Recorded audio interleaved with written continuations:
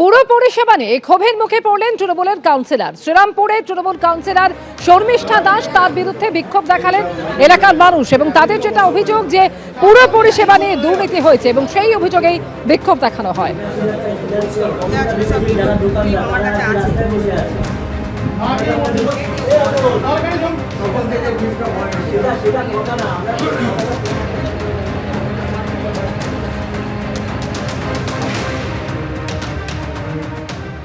আর ছাতনার ছবি এবারে আপনাদের দেখাবো, যেখানে অবৈধ বালিঘাটে চালানো হলো অভিযান। স্থানীয় মানুষের দীর্ঘদিনের অভিযোগ ছিল এবং সেই অভিযোগের পর বিধায়কের নেতৃত্বে সেখানে অভিযান চলল। আর সেই অভিযানে বাজেয়াপ্ত করা হলো মাটি কাটার machine, tractor, motor bike, laptop, এমনকি নগদও বাজেয়াপ্ত করা হলো। বাঁকুড়ার ছাতনা থানার কাকি গ্রাম গত 3 বছর ধরে এলাকায় অবৈধভাবে বালি উত্তোলন চলছিল বলে অভিযোগ এবং তারপরেই সেখানে অভিযান চলে। বারবার প্রতিবাদ করেও বালিঘাট বন্ধ করার দাবি করলেও স্থানীয়দের আপত্তিকে পাত্তা দেওয়া হয়নি।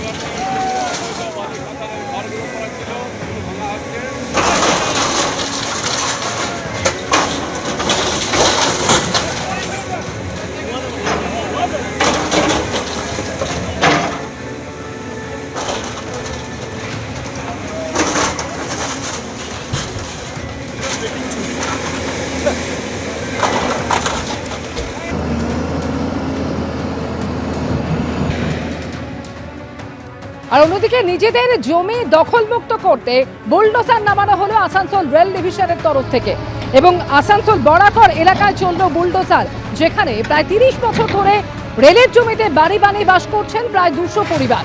বারবার নোটিশ দেওয়া হয়েছিল কিন্তু কোনো রকম কাজ হয়নি। গতকাল এলাকায় মাইকে প্রচার চালানো হয় এবং তারপর আজকে আরপিএফ কে সঙ্গে নিয়ে বুলডোজার চালালেন রেলের আধিকারিকরা।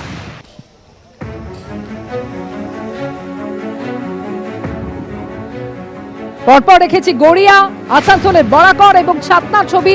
একদিকে বেআইনি নির্মাণ ভাঙতে বুলডোজার নামলো গড়িয়াতে, অন্যদিকে আসানসোলের বরাকর যেখানে জমি জবরদখল মুক্ত করতে নামানো হলো বুলডোজার, আর অন্যদিকে ছাতনাতে অবৈধ বালিঘাট ভাঙতে বুলডোজার চালানো হলো।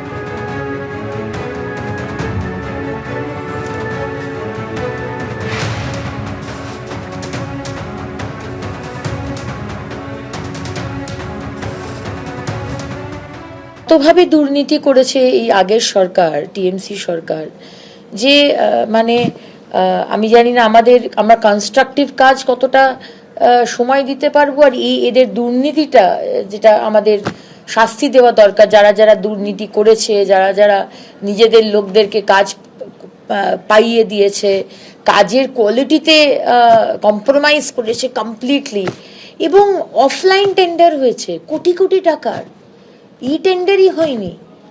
সুতরাং আজকে অরূপ বিশ্বাস কোটি টাকা খরচা করে পাবলিক টয়লেট বানাচ্ছেন, যার লিগ্যালিটি গভর্নমেন্ট নর্মস ফলো করা হচ্ছে না, এবং সেখানে বিউটিফিকেশন, এটা বাচ্চা বাচ্চা ছেলে মেয়ের মূর্তি, যে পশ্চারে তারা দাঁড়িয়ে আছে, এগুলো তো ভীষণই কি বলবো, মানে নিম্ন রুচির।